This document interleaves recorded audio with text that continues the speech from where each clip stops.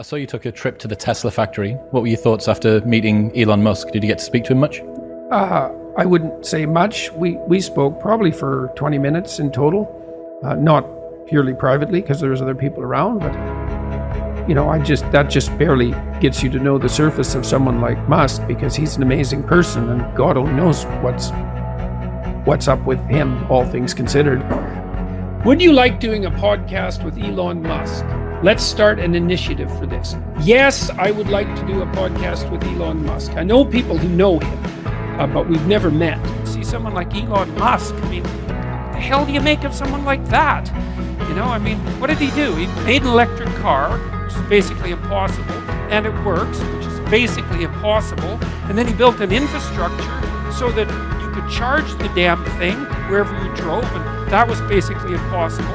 And then he made it cheap, because if you buy an electric car and you factor in the price of gas, the electric car is actually about as expensive as the gasoline car, and so that was unbelievable. Then he built a bloody rocket, which was 1/10 the price or less of a NASA rocket that you could reuse, which was impossible. And then he put one of his cars on top of the rocket and he shot it up into space. I saw his new truck.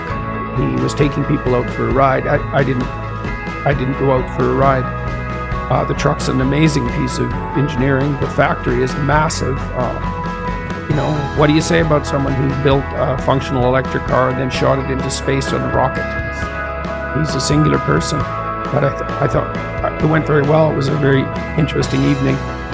So I was pleased to be there, and we sort of walked around each other a bit, and people think I'll say what I have to say when I get to the point where I'm protected and secure. It's like, first of all, being protected and secure does not give you the courage to say what you have to say. That's a completely, that theory couldn't be more backwards.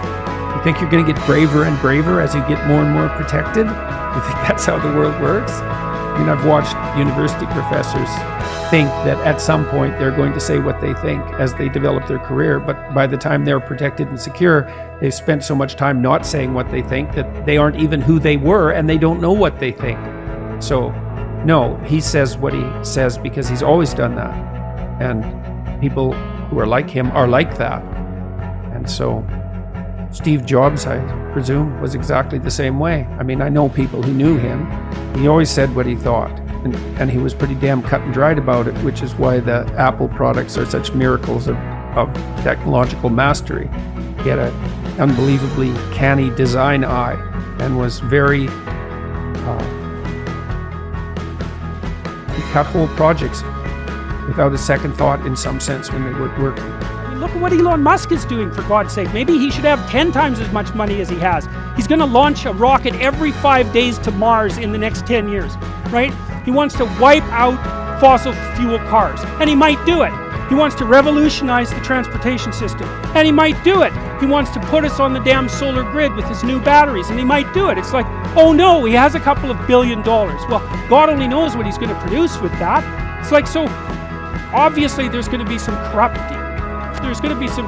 rich plutocrats who do nothing but smoke cigars and snort cocaine. They're not going to live very long anyways. But there's lots of people out there who have the money they have because they would really like to do interesting and creative things with it, not because they're interested in gathering more, paper money to stuff in their mattress and to feel the smooth delight of gold coins between their fingers before they go to bed. Like, what kind of attitude is that towards people who made their fortune? You think that about Steve Jobs? You think that about Bill Gates?